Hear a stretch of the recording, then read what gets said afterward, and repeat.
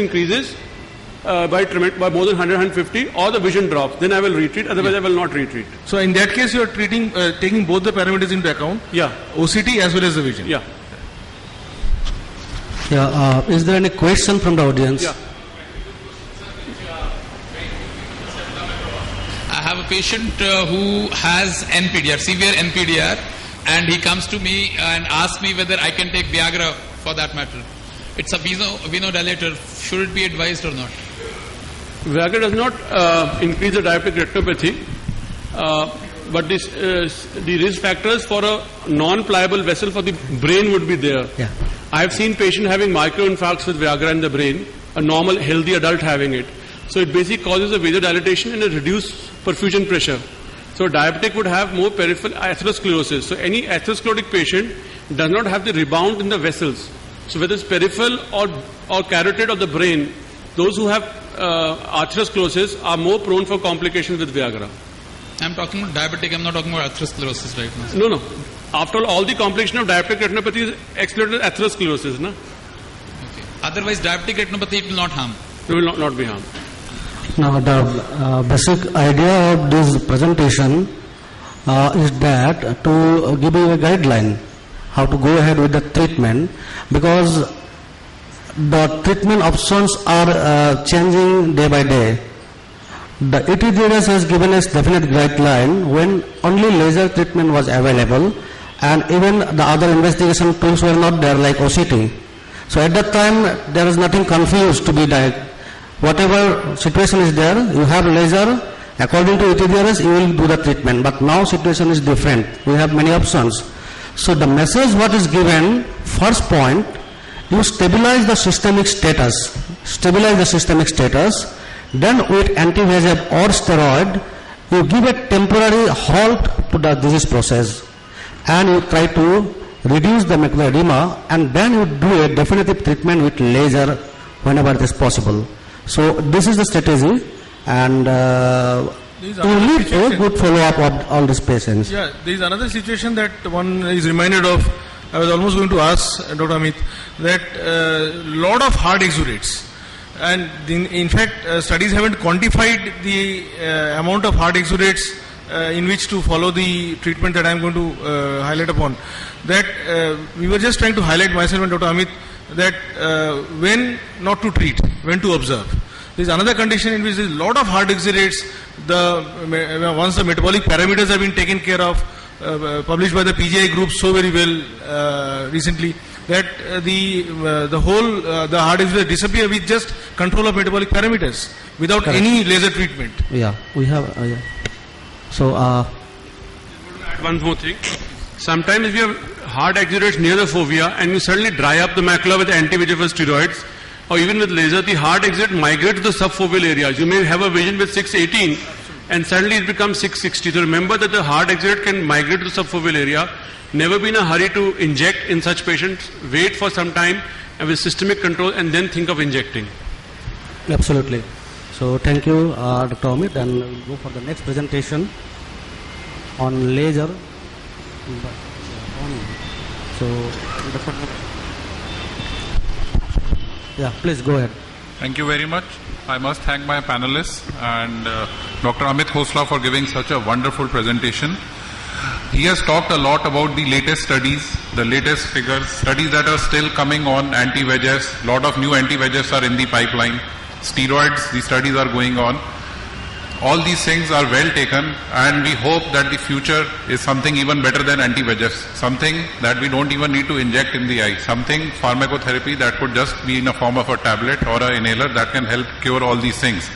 But till that thing happens, my presentation is more about lasers, which in one of Dr. Amit Khosla's slide you had seen is still the gold standard. And the studies that support these gold standard are very, very old studies. So I'll be talking about the basics, some of the basics, so that anti-VEGFs anybody can give, very simple procedure, but precautions have to be taken. Lasers everybody cannot do, and it is not a very easy procedure. It is a very tiring procedure. It is not a one-time procedure. It takes a lot of time and effort. And when we are doing lasers, we must be very, very sure that we are doing the right kind of laser, the right type of laser.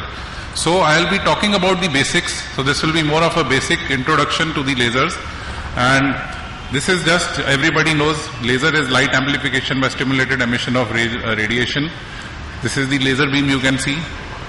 What are the mechanisms of lasers? We all have studied, and every day in and out, anti-VEGFs, steroids, the role of steroids, role of anti-VEGFs we are talking about. But I think many of us have forgotten what the lasers do. Lasers do a selective retinal ablation. They reduce the production of vascular growth factors. Again, what the anti-VEGFs also do, and they turn off the process of neovascularization. It improves the retinal oxygenation, eliminates a portion of the hypoxic retina, and inhibits neovascularization by laser-induced alteration of metallic metalloproteinase, and this results in the decrease of the retinopathy. What are the modes of laser? Till date, we have 3 modes. Slit lamp. You must have a good slit lamp to do a laser with a good illumination. Laser indirect ophthalmoscopy. You need to be really well trained in indirect ophthalmoscopy first before you can do a laser indirect ophthalmoscopy. It is a very tiresome procedure. The laser indirect ophthalmoscopy itself weighs more than half a kg. So it is a weight on your head and very difficult to do sometimes in certain patients. And endo lasers. These are the 3 mechanisms. Endo lasers, of course, whenever we are operating, doing a vitreoretinal surgery, we can do a complete endo laser. So some advantages of a laser indirect ophthalmoscope over a slit lamp are superior visualization for a greater area of fundus, especially when there is a poor media. Treatment of the anterior retina. When we cannot reach the peripheral retina, we can do a scleral depression and do the laser in the peripheral extreme areas. Scleral depression offers the added assistance of stabilizing the globe, and it is a faster method only in well-trained hands. Advantages of slit lamp versus LIO is more precision and control. Closer view assists in avoiding intraretinal hemorrhages, and the contact lenses again offer some stabilization of bells, and the reflex wandering movements are avoided in the eye. These are some of the lenses available in the market. The basic one is the Goldman 3 mirror, which I have done on the top. Still a very helpful lens, but nowadays you have this quadrispheric lens, supra-quad lens, Mainstra wide field lens, to mention a few. These are the lenses available in the market currently. So I will be talking about first where Dr. Amit has ended. He was talking mainly about anti-VEGFs, the role of anti-VEGFs in macular edema.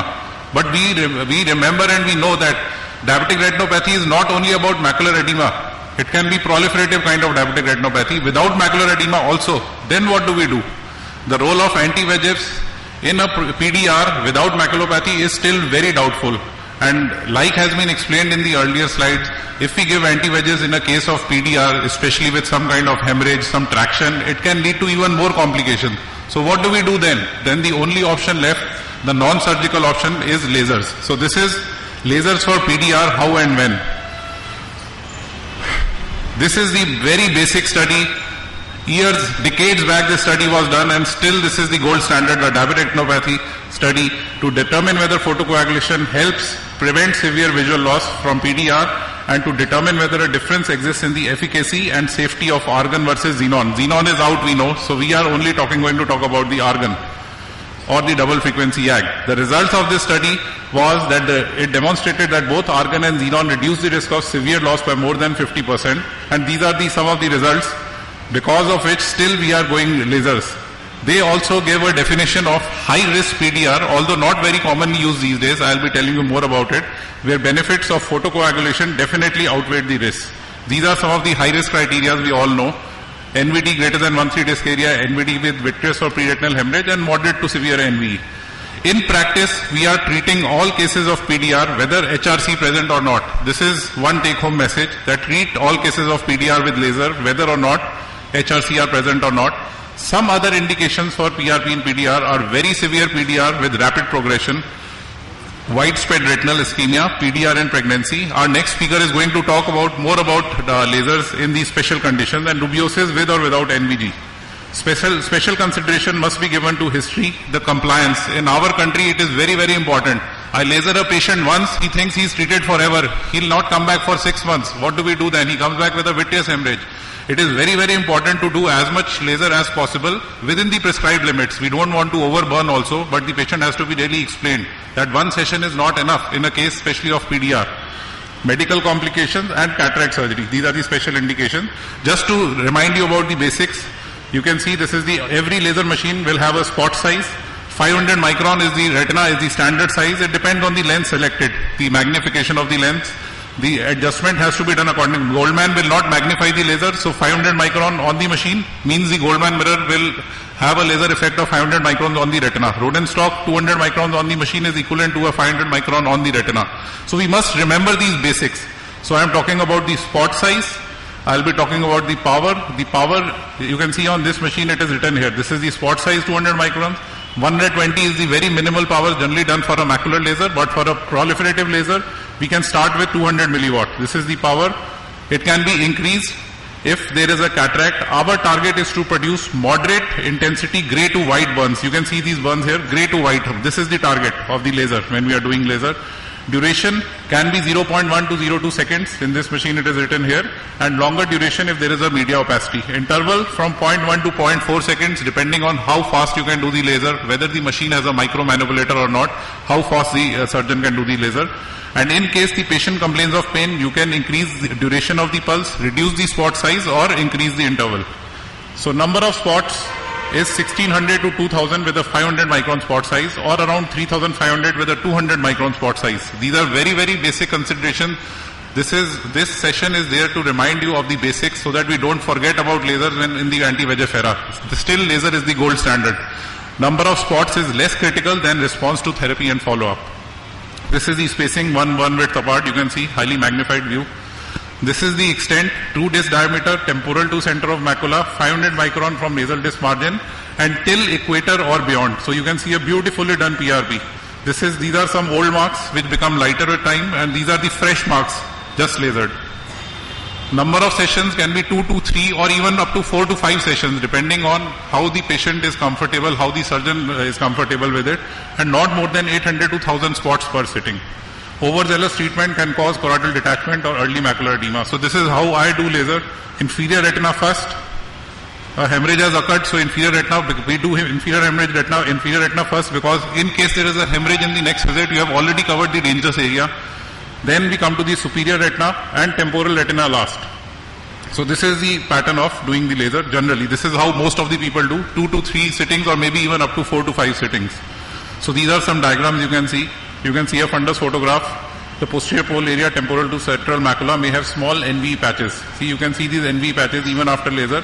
Treatment has been more than prescribed 2 disc diameter from the macula. So focal laser is direct treatment of NV may be done. Small NV less than 1 disc diameter outside the arcades. You can see here. So these are the NVs, focal laser of NV. So this is the disappearance of the NV after the laser. Carry out the grid and PRP laser. I'll be talking about grid later on after this PDR. At the same session in very, very severe cases, we can do a modified grid, we can do here, we can do laser here, and then do the nasal retina also. PRP and grid can be done in the same time also. These are the areas to avoid. Everybody knows macula, vessels, vitreoretinal traction, pigment, previous burns, horizontal meridian, and long series. These are the areas that we generally avoid. We don't burn them too much. We avoid the vessels. Follow-up is regression of neovascularization in 30 to 55% cases. The regression of neovascularization should be assessed every 6 to 8 weeks after PRP. This is the standard routine follow-up, and check angiography at 3 months. Reduced hemorrhages, reduction in angry look of NVD is the good sign that we are hoping for. It is not, maybe it does not happen. Only 55 to 60% cases respond to this kind of laser. See, you can see regression here. There was a big NV here, lot of laser. This is a little overburn. Again, appearance of fibrous tissue in areas of NV, you can see reduced caliber of retinal vessels. This is what we are hoping for. When we do a laser, we hope that NV goes down. We hope that the caliber of the vessels will go down. This is what the laser will do and help in preventing the spread of the disease. If no regression of new vessels, then only retreatment is advocated. Active new vessels, tight networks, paucity of accompanying fibrous tissue. These are some of the signs that our treatment is failing. So we must do additional laser. Recurrent vitreous hemorrhage and skip areas. You can see skip areas here. So retreatment is done when patient, suppose this is a case in which patient was stable for 10 months, but he comes back with a subhyaloid hemorrhage. Again, we have to treat more. We have to treat these areas. Retreatment. Fill in. See, you can see skip areas. We have to fill in these areas. Some areas are not done. Beyond equator with LIO. If it is not possible with a lens, use the LIO. No retreatment required in such cases. Already fibrosis has occurred, retreatment will not help. Hyperfluorescent areas, fibrosis has occurred, no retreatment required. Retreatment is less urgent if a single episode of hemorrhage has occurred. Single episode is less urgent. We can follow up and then see the patient. We must remember laser is a destructive therapy. So follow up every 4 to 6 month intervals, later annually, and survey retina for hemorrhages. This is the take home message for a PRP. Some of the complications could be pain, increased IOP, mydriasis. A choroidal detachment can happen if we try to be too aggressive. Doing more than 2000 or 3000 spots on the same sitting can lead to a choroidal detachment, and which is a bad complication. These are some of the other complications, though very, very rarely encountered, but we must be aware of these problems. Informed consent to the patient, very important. 3% risk of losing 2 or more lines of vision and 10% risk of decrease in visual field is also there. Patient must be explained these things. Then coming to lasers for maculopathy, Dr. Amit Khosla has already described much about lasers versus anti-VEGF. I am not going to go into much of it. Just to give you a brief run over through this, I am just 1 minute, I'll take 1 more minute. Just 1 minute. The ETDRS study determined the maculopathy, what to do in cases of maculopathy. Dr. Amit Khosla has told us much in detail the role of lasers and anti-VEGF in maculopathy. So this is the standard ETDRS study. ETDRS recommendations we know. And this is for nearly 3 decades. The standard therapy has been focal and grid laser photocoagulation. And you can see focal laser areas being run. This is focal laser, spot size 50 to 100 micron, duration 0.1 second, power 50 to 100 micron. This is a standard kind of a grid laser that used to be done. Still we have to do in certain cases. And follow-up is residual CME at 4 months interval, FFA repeated, and grid treatment is generally not reapplied to previously treated areas. So this is a modified grid laser. Just few diagrams and 3-4 more slides.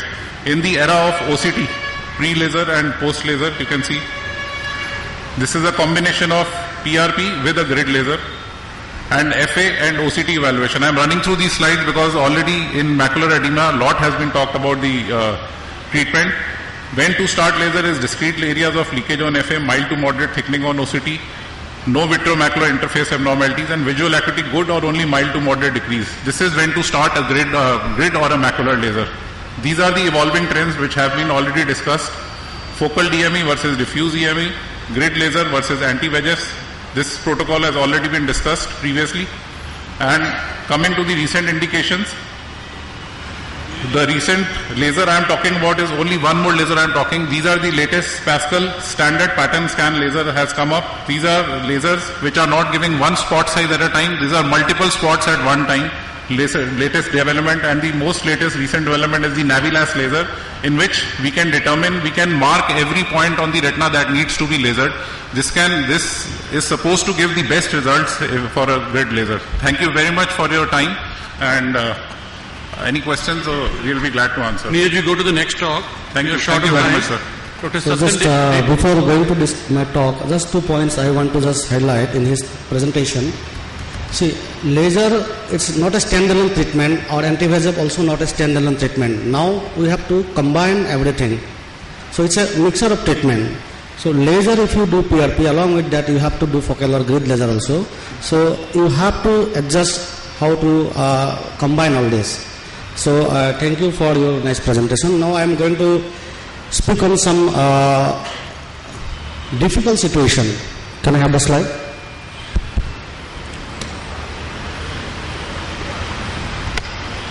So as such, diabetic retinopathy, it's a difficult situation. But what we have heard from the lectures, you can at least treat to some extent. But there are some situations, even it appears more confusing. Now, if there is coexisting cataract, how you will go ahead with this situation if in diabetic retinopathy?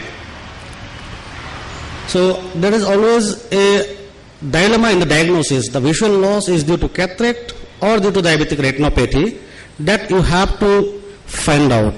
So with your clinical judgment and necessary investigation, you have to know actually the visual loss is due to diabetic or cataract or the combination. Then only you can plan with your treatment. So you have to be very, very careful when you plan your treatment strategy. And one thing everybody knows, doing cataract surgery in diabetic retinopathy, it actually worsens the situation. So when you are going to do the treatment, which treatment first, which next? So in this situation, what I found, usually we come across three particular situations. Number one, significant cataract with early PDR. So PDR is, early diabetic retinopathy. There are certain signs of diabetic retinopathy, but your cataract is significant. Then a proper assessment, as I told, you must confirm that visual loss is due to cataract only. Then you can go ahead with cataract surgery after proper stabilization of the systemic condition. I repeat, you must stabilize the systemic condition. If there is no sign of diabetic retinopathy related visual loss, it is only related to cataract, you can go ahead with your planned cataract surgery. But the thing is, you have to be very careful when you are doing the cataract surgery. There should be minimal manipulation. You have to be sure that you are not complicating the situation. And most of the cases may be sometimes related with small people. So an experienced surgeon is better. But still you have to know what are the situations you have to handle. And retinal condition need follow up for any progression of diabetic retinopathy in this situation. And suppose the situation is cataract, significant cataract with diabetic retinopathy change. Vision loss is due to both. So you must treat the diabetic retinopathy first. Ideally, when the cataract does not preclude the laser treatment, effective control of retinopathy and maculopathy for at least 3 months before surgery. So your retinal status should be stabilized. You have to be sure that your macular thickness is not increasing and condition is stabilized. Then you can go ahead with your cataract surgery. And sometimes intravitreal anti-VEGF has to be given. Like if the cataract is so much that laser is difficult, but you know with your OCT there is macular edema, so you can go ahead with your anti-VEGF treatment. And some studies also advocate you can combine anti-VEGF treatment with your cataract surgery, but you have to judge carefully in this situation, because doing anti-VEGF treatment, if you are not a retina specialist, you can create lots of problems. So you have to be very careful, and if possible, a retina specialist should be there to do the anti-VEGF. And doing the cataract surgery, you have to be very careful, as I told. Sometimes you see resistant pupil. You may see some NV in the iris, NV is there. So you have to know all this situation before you handle the case. And ideally you should avoid a multifocal lens. Acrylic IOL preferable over silicons. If this patient may need vitrectomy subsequently, you never know that he may have to use a silicone oil. So better to avoid silicone lenses. And you try to minimize the post-operative inflammation in these cases. You use appropriate dose of your steroid combination, antibiotic, but you have to reduce the inflammation. Minimal inflammation has to be there. And third situation, a diabetic retinopathy related complication has already developed with hemorrhage, textural retinal detachment, or combined RD along with significant cataract. So best preferable technique will be a combined surgery. You do a good phaco or cataract surgery. Along with that, you have to go ahead with your posterior segment surgery. A combined surgery can make two surgeries to one, but it may not be possible in all the setups. So if you are not comfortable, you can go ahead with the cataract surgery and send the patient to your colleague for the posterior segment surgery. So that is about something about the cataract coexisting with diabetic retinopathy. So what we do in a pregnant lady, in pregnancy, how the scenario? See, diabetic retinopathy is worsened during the pregnancy. Type 1 diabetic has twice the risk of developing proliferative diabetic retinopathy, and the duration is significantly correlated with the progression. Though we are not sure about the exact mechanism, but both metabolic and maybe the hormonal factor contribute in this condition. And the risk is that if the baseline control is poor and you try to reduce the glycosylation hemoglobin very greatly, very suddenly, in the first trimester, it may have deleterious effect on diabetic retinopathy itself. So baseline severity is strongly predictive of the adverse outcome. And a young woman should be seen and counseled before pregnancy if she is diabetic and having diabetic retinopathy, and a follow-up should be done every trimester. And if you detect proliferative diabetic retinopathy, before pregnancy you do the treatment, and during the course of pregnancy, if you still detect diabetic proliferative stage, then you have to do the prompt laser treatment. Now, some grey zones are there, FFA. Whether you will do FFA in a pregnant lady. A study in 1990, which is published in ASIO, actually told that there is no detrimental effect on developing fetus by doing fluorescent angiography, but we are still skeptical by doing to do the fluorescent angiography. So better to avoid as much as possible. And otherwise, if you have to do at all, then it has to be discussed with the other faculties, like in this situation what you are going to do.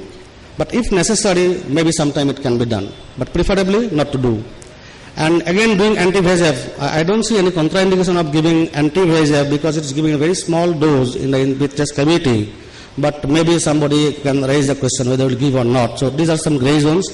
And vitrectomy, of course, if patient develop vitreous hemorrhage and or combined or tractional detachment, if necessary, you have to go for the surgery.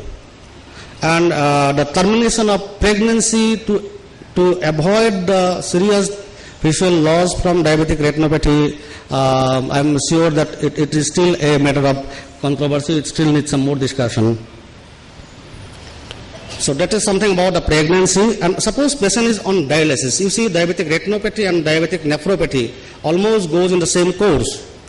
And the type of dialysis done in end-stage renal disease is a peritoneal dialysis can be done, or a hemodialysis, or it can be an ambulatory continuous peritoneal dialysis. So patient can have diabetic retinopathy and he may be on dialysis. So how to go ahead with these conditions? You know that persistent albuminuria more than 300 microgram per minute is the clinical hallmark of nephropathy. So patient with diabetic nephropathy on dialysis often encountered for visual loss in our practice. And high risk is associated with older age onset, hypertension, smoking, high LDL, and family history, etc. So diabetic retinopathy progress rapidly if there is nephropathy, and they often present with gross macular edema, lots of hard exudates. And in these cases, you better avoid angiogram because kidney function is not proper. So we have to avoid fluorescent angiogram. And whatever you do, you have to do with the consultation with the nephrologist. And giving anti-VEGF, I think it still can be given. And laser is safe even in dialysis patients, even anti-VEGF, because this is given intravitreal. But still, you take a clearance for the from the nephrologist before giving an injection. But for laser, you need not take a clearance. So a Japanese study has shown that no patient in the peritoneal dialysis group showed worsening during 1 year of observation, and whereas during the same period, approximately 20% of hemodialysis patients showed substantial progression of diabetic retinopathy. So this difference between these two types of dialysis may be related to a more stable hemodynamic status and a lack of exposure to heparin in patients who is undergoing peritoneal dialysis. So that is something about dialysis and retinopathy. Maybe some more questions will come up. And the fourth difficult situation, if you have a massive hard exudate, already we had somebody told that if there is massive hard exudate, how you go ahead. Exactly what Dr. Guha told, with a systemic control, even a massive hard exudate can completely resolve. I will show you the photographs. What is the hard exudate? Retinal hard exudates usually encountered in patients with diabetic retinopathy result from the leakage of lipoproteins from retinal capillaries into the extracellular space of the retina. So basically these are the lipoproteins which are leaking. Dense lipid exudates in the center of fovea is associated with poor prognosis. And already we had a sentence from Dr. Niraj. Doctor has told that when you do haphazard treatment, this can migrate to the center of the fovea. It can cause foveal fibrosis. So there is a study that high lipid profile is associated with hard exudate.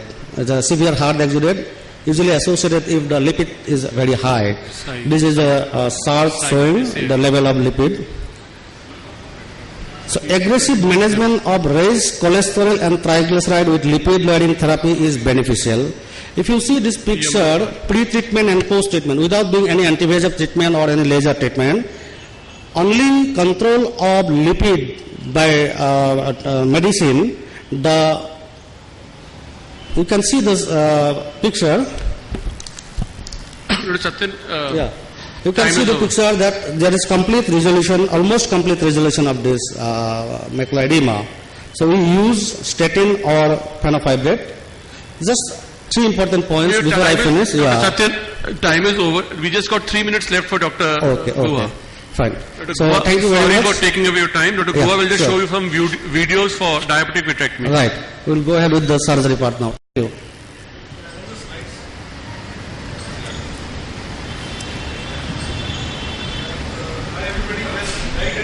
End of the session, I'd like to show some videos highlighting the surgical management of advanced PDR. I'll skip all my slides because as I go on showing the video, I'll just try to enumerate few aspects.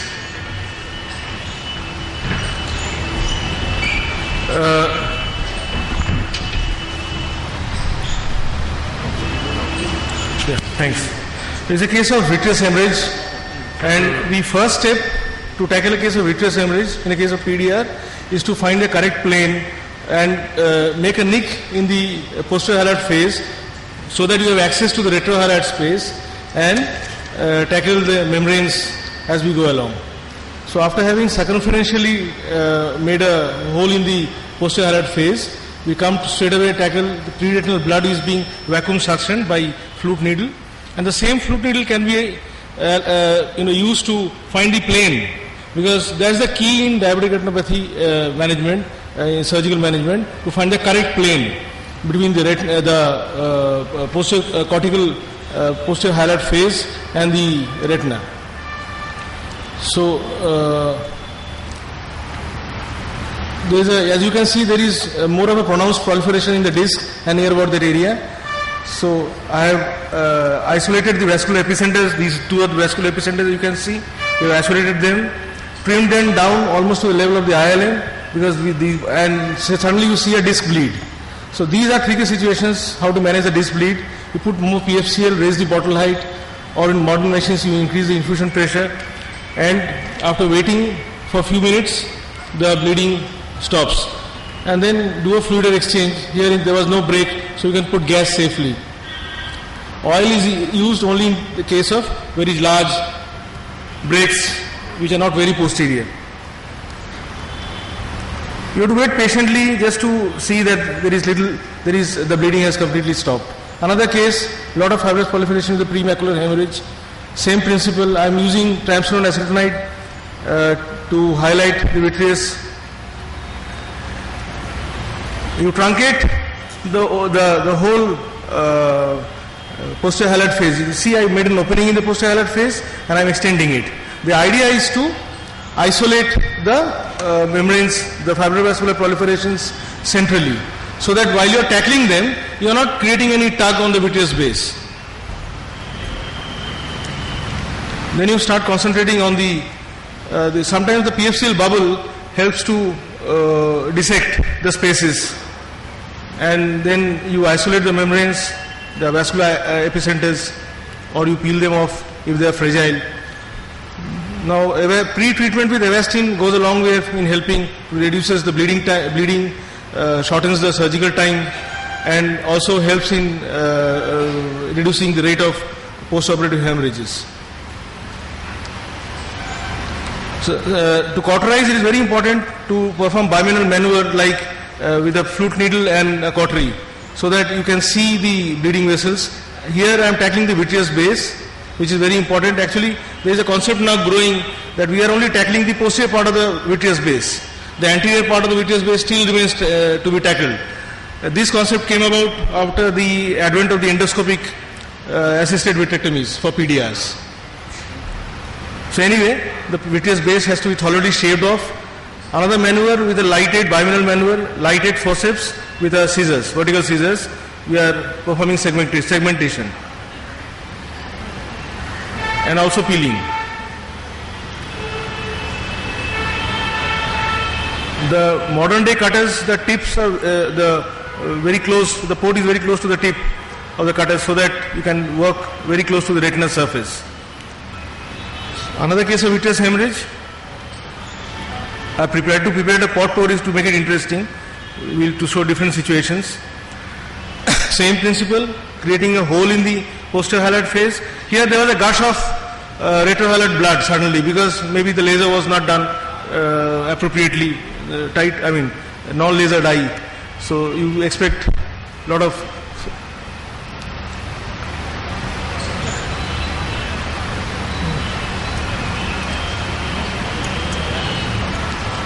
and here also it's critical sometimes to peel off the entire fibrovascular tissue so as to prevent rebleeds and reproliferations. And then you watch, and while reducing the bottle height, to watch for rebleeds. This is my own technique. I try to, around the infusion cannula, I try to eliminate as much of the vitreous as possible. For band manual, it's very important to insert the chandelier, which I do mostly at 12 o'clock. And then the bimanual techniques which are being shown with the forceps and scissors. This is a case of total retinal detachment tractional with a big fibrovascular proliferation. And once you have access to the proper plane between the fibrovascular tissue and the retina, then after having delaminated, you can eat up the rest of the tissue with the cutter. Go as close to the retina as you want. Put some PFCL, settle the retina, do annual laser, and then oil or gas, as the case may be. Another case with a big TRD. Here I am using two other instruments, forceps, another combination of forceps and scissors. Depending on the situation, you can either use forceps, scissors, forceps, cutter, because cutters can work instead of scissors very effectively, as I was showing in the last part of the video. Another 2-3 minutes left.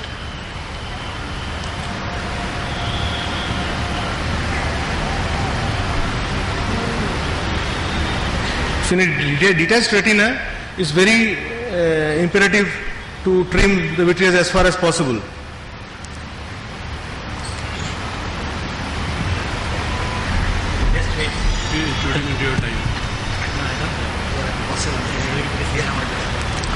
We have already encroached onto the last session. I am thankful to Dr. Natarajan for allowing me to show my videos at least.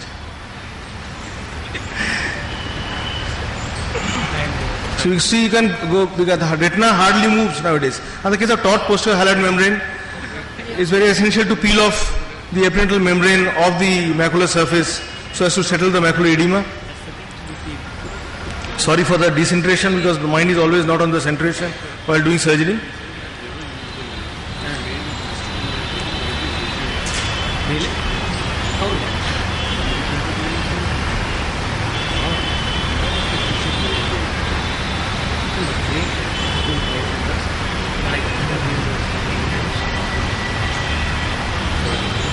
So there is no doubt when there is tractional macular edema, you have to operate.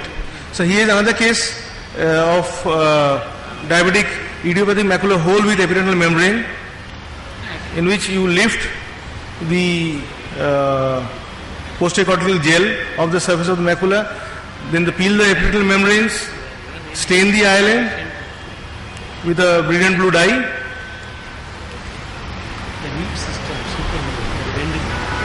And then do a ILM peeling. Here I am doing a ILM peeling.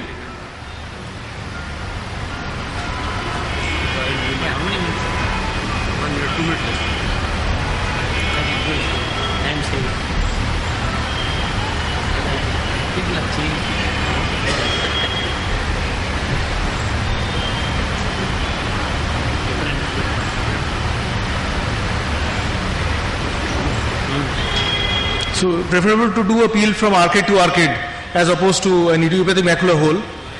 So you don't have to go that far.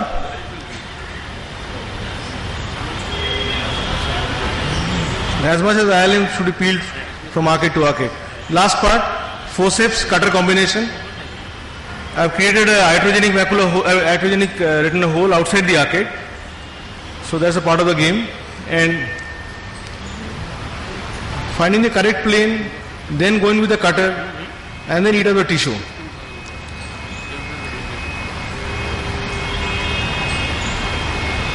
See, hardly there is any bleeding. A lot of laser has been already done, and laser, mind you, is a permanent method of bringing down the VEGF levels, as opposed to the other methods. And we had used preoperative Avastin also in this case. Thank you so much for your kind attention.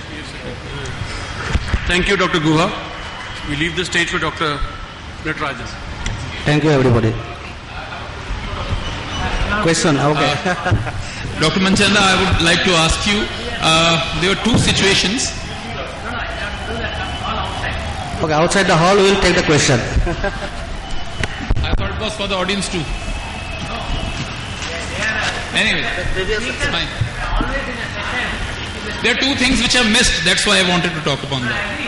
It's fine. Fine. Less. Okay, yes. And can I invite Dr. Kera Bilahiri, Dr. Cesare, Dr. Kavita Rao and Dr. Sonal? Can you join me? 12 minutes. So we have, welcome to the next session on ocular trauma with involvement of the posterior segment and various aspects of its presentation. And I have great luminaries in the field. And first speaker is Professor Amar Agrawal, who's done a lot of work on trauma, particularly traumatic cataract. And we have, I think, balanced by 2 anti-segment surgeons, 1 pole-to-pole surgeon, and then 3 retina surgeons. So it's very well balanced faculty. And 3 of them are women, All to my side. well divided. All on your side. All on your side. I don't know. I'll be moved. Right now also I fought with somebody and came. Now also I fought with this guy. Because they overshot time. Yeah? Nati? 15 minutes is to 15 minutes. But the good thing is this is the last session, so nobody's waiting behind. Can I start? We overshoot it. Yes.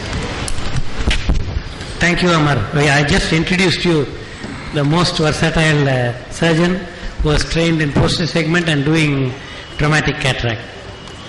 Well, thank you, Natarajan, first of all, for inviting me for this lovely session of yours. And basically, I'm going to stick in this session on management of cataract surgery for the traumatic patients. Can we have these lights off, please? This particular case was a top cop in Tamil Nadu. And he was playing some badminton or something. His partner hit him. And you can see the lens had subluxated. Now what I'm going to show you is the mistake I'm making. I realize obviously I'll have to go in for a glued intraocular lens surgery in this case. So I'm just now deciding how do I go ahead and make my scleral flaps. Always remember, even if you're a retina person, one of the biggest advantages will be because you already know your vitrectomy is so good, it'll make life very easy to do glued IOL. I go for a vertical glued IOL. I always use chandelier illumination in these cases if I'm doing a posterior segment case. Now you notice here, I'm doing my vitrectomy and I have brought my nucleus up anteriorly. Now see the mistake which I have done. One, I should have converted it to an extra cap or an SICS and made my life easier. The second thing is, I could have done a scaffold technique and made my life easier. But what I've done is, I've tried to emulsify this nucleus without any support present. This is the biggest mistake you can do, and this is why I'm showing you this video, so that you learn what not to do, and you can see immediately the nucleus has gone down again. Now once the nucleus has gone down again, I'm going back again to pick it up. A technique in 99 I started called FAVIT. Subsequently it has been modified better and better, and we call it as sleeveless phaco-tip assisted levitation or SPAL, which is getting published in the British Journal of Ophthalmology now.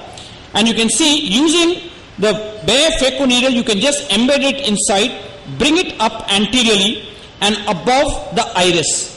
Now once I have brought the nucleus above the iris, I will not make the same mistake again. So now the next step for me is to implant an intraocular lens above the iris. and you'll see me just doing that just now. What I'm going to do is I'm going to inject an intraocular lens above the iris slowly and steadily. Now, what am I doing? I'm trying to create a scaffold appearance. This has been published in the Ophthalmology Journal in the December 2013 issue. Now, a little bit of viscoelastic to just protect the endothelium. The little bit of cortex which you can see floating the vitreous is not a problem at all. We can knock it off any time later on. But my first step is, if my pupil is good, I will put both the haptics above the iris. Now I have a scaffold or a temporary platform, and I can emulsify these nucleus fragments very comfortably. I'm using a gas forced infusion, so I get a deeper chamber than normal, so that I will not have any particular problem. Now once I have done this, now remember my nucleus is through, but there's a little bit of cortex still posteriorly present there. But before I do that, I will like to convert this IOL into a glued IOL. So the same lens which is lying above the iris, you see now what I'm doing, I'm transplanting the same intraocular lens using this technique called the handshake technique. Using two hands with two forceps of glued IOL forceps, extending from one hand to the other till I reach the tip of the haptic. And you can see now the first haptic externalized. Remember, you can see the illumination, chandelier illumination from the back. Now I go for the second haptic also. Again I catch the haptic anywhere you can catch it. Now go in from the sclerotomy flap. Again you can notice I'm going to now grab the tip of this haptic. Once I have caught the tip, I will externalize both the haptics. Now once both the haptics are externalized, the next step is to tuck these haptics inside. So you can see I'm doing a little bit of vitrectomy in the sclerotomy site. I use a 26 gauge needle for this. Create this Gabor-Charrier tunnel, tuck the haptics in. Now my next step is to work for the cortex which is present there. So I'm just removing this cortex. Once I have removed the cortex, then I know I'm comfortable. Push in air in the chamber. Now I will apply glue inside. You don't need fluid at this stage because you need the area to be dry. Apply the glue, seal it, and you have combined basically a spal, scaffold, and a glued IOL technique. And this is our same patient 2 weeks post-op, how this patient behaved. Saying that, the last clipping which I thought I'll show you quickly is another case which had a trauma, and because of the trauma the patient had developed a cataract, and the surgeon had implanted an PCIOL in the AC. So from the trauma, the patient now developed a bullous keratopathy. So you can see when you get a trauma and you have not managed the cataract surgery properly, you can see the patient has developed a bullous keratopathy here. Now in such cases, the question comes, how do you manage these cases? This is the latest technique which we have just started. It is called PDEC, or pre-Descemet's endothelial keratoplasty, in which I am taking a 30 gauge needle, and you can see I am just injecting a bubble between the duas and the stroma. This separates the endothelium, the Descemet's, and the dua layer from the rest of the stroma. If by chance you don't have enough bubble formation, you can also inject viscoelastic, as you can see now, creating this bubble. Now I can make a trephine and excise this PDEC lenticule. The advantage with this comes is you can do this at any age donor eye. In other words, you can do it even in a 1-year-old donor eye, whereas a DMEC graft you cannot do unless the donor is above 50. Now we have to attack the patient who had the trauma and the bullous keratopathy with it. So again, I'm now going to create the scleral flaps, and for short of time I will just show what I'm doing here. You can see this PCIOL in the AC which the surgeon has implanted. I'm converting it into a PCIOL in the PC. Remember, this is a one-piece non-foldable IOL. So these are tricky lenses to do like this because they can break. So once I have done that, I've got one haptic out. I will then do the second haptic. You can see again with the handshake maneuver. But remember, this is a single-piece non-foldable IOL. Once I have got both of them tucked inside, my next process is to tuck them into those tunnels, as you can see. Now this is just not enough because you need to do a pupilloplasty also. So what I'm going to do now is I'm going to suture up this iris, as you will see just now, and Once I have done that, you will see I'm creating a round pupil. What happens in these cases is you need a good air tamponade inside to push the graft back into place. That's why I call this as takes two to tango when you're combining PDEC with glued IOL. Once I have done the pupiloplasty, I will now then take the graft. And here you can see, I'm now taking off the endothelium of this patient. Once I've taken off the endothelium, I'm going to take the graft, the PDEC lenticule, inject it inside. Watch now what I'm going to do is, for unrolling it, I use a simple endo-illuminator. You can see this trick, it's called endo-illuminator assisted PDEC, which is also going to come out soon in the JCRS journal. But the idea of this is, it tells you which side is straight and which side is inverted. So you see the curl like this exactly, you know the graft is bang on track. Once I have done that, I will then inject the graft inside the anterior chamber, fix the graft back, and you can see a little bit of portion of the graft still not fixed. I've adjusted it in such a way that the whole graft is fixed. Now I take off the AC maintainer, apply the glue, and seal everything down. So this basically completes this case, which is a complicated case of trauma, and you can see this is how the patient looks at the end of surgery. Thank you very much, ladies and gentlemen. And once again, Natarajan, you make India proud. Thank you, Amar. And I think, Amar, you will be here sometime or you want to go? Tell me, any questions? No, if any questions, I think Amar is, yeah. You can use the microphone and introduce yourself also. I am Dr. Zakir from Aligarh Muslim University. The part of exteriorizing the haptics of the rigid PMMA IOLs, it's quite difficult.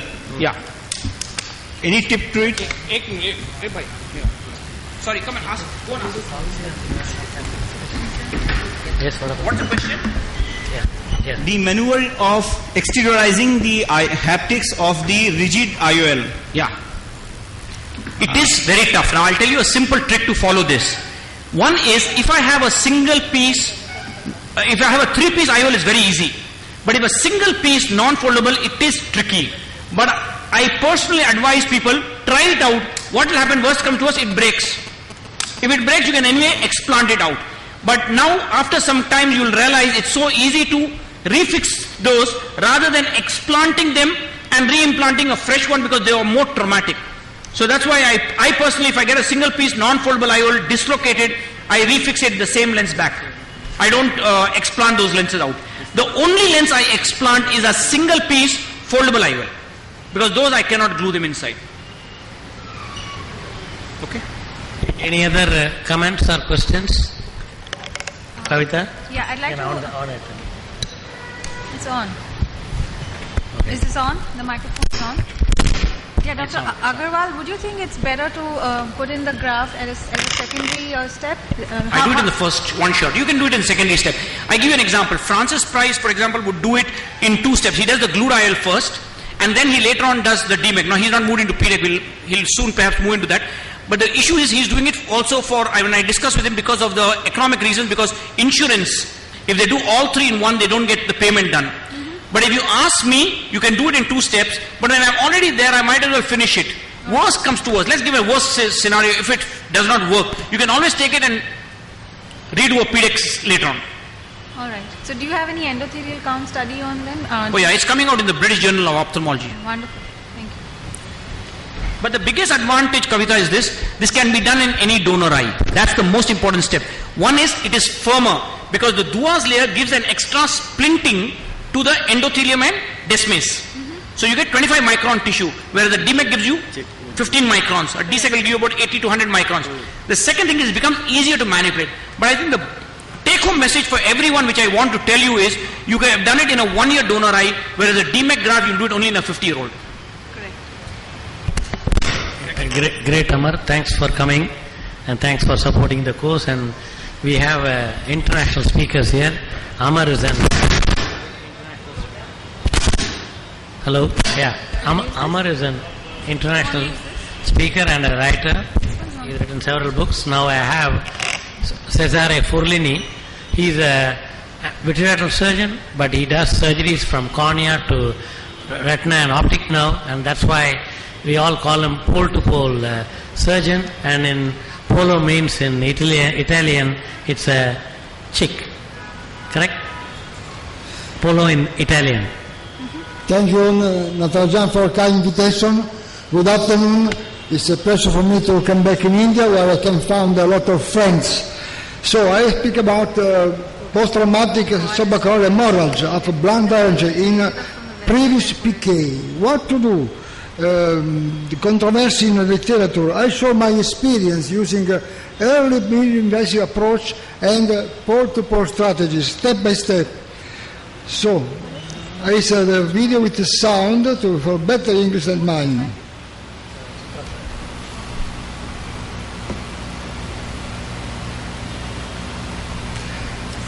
You can see now.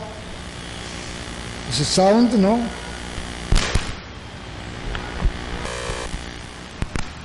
Okay, no, that's what. Surrounding the optic nerve. And this one of the vertex veins. The choroid is attached to the sclera, the sclerospore, at the edge of the optic nerve and at the ampullae of the vertex veins. Suprachoroidal hemorrhage after blunt trauma in previous PK is different. The immediate and often large opening at this weak point provokes a massive expulsion of the ocular content. The consequent quick and severe hypotony followed by choroidal effusion is caused by stretching and rupture of the ciliary arteries. In my opinion, this kind of suprachoroidal hemorrhage is different because there are a lot of hypotonia and not only blood but even exudation. So in this case of a previous PK, you can make operation early as possible because it's a mixing between blood and exudation. Hepatic portion is mixed with the exudative one, less percentage of blood clots. In this way is possible an earlier approach if the patient has some systemic risk. Early secondary repair of post-traumatic massive suprachoroidal hemorrhage. And you can see the most important indications. Case report. Echography shows a typical dome-shaped massive SCH with partial liquefactions or blood clots and tractional retinal detachment.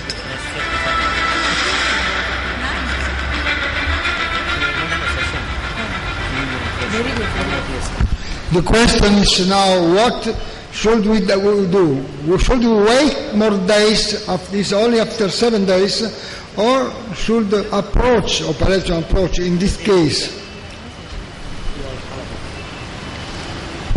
After the revision of corneal suture to obtain a watertight closure, a MIVS approach with standard 23G systems is performed.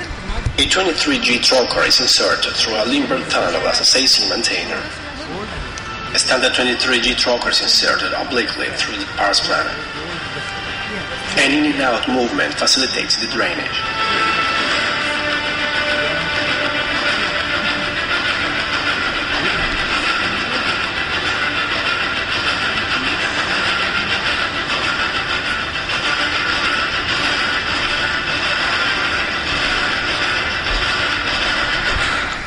You should continue obliquely to avoid the contact. And now, what to do again? We have now partial vitrus hemorrhage, vitrus incarceration, and retinal detachment. Shall we plan a future operation or shall we continue? We can stop in this moment. What shall we do? Again.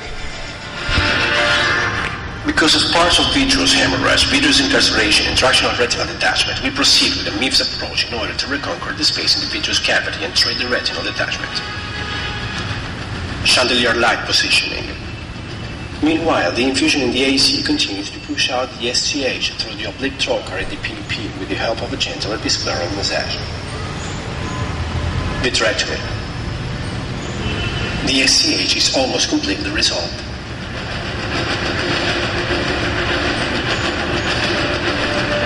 You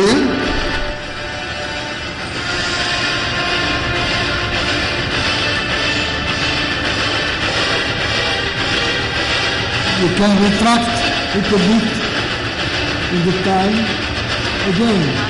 And now, what to do?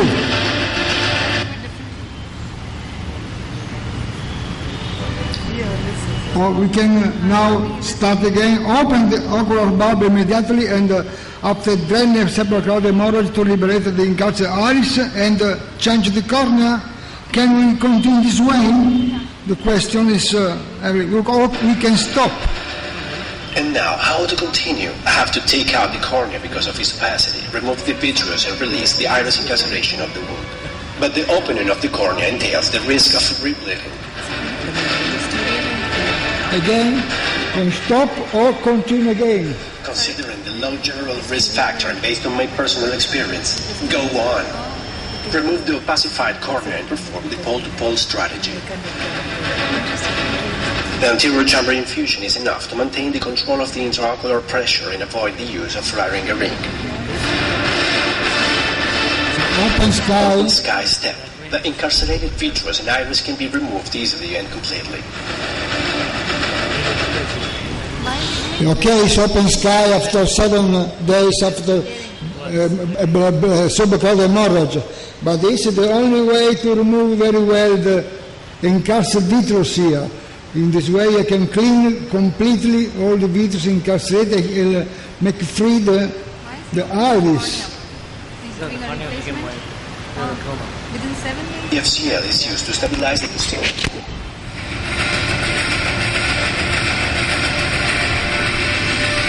I use it control carbon. Removal of anterior vitreous. Okay, conjunctive vitrectomy and keratoprosthesis, and anterior vitrectomy, ISP vitrectomy, wide angle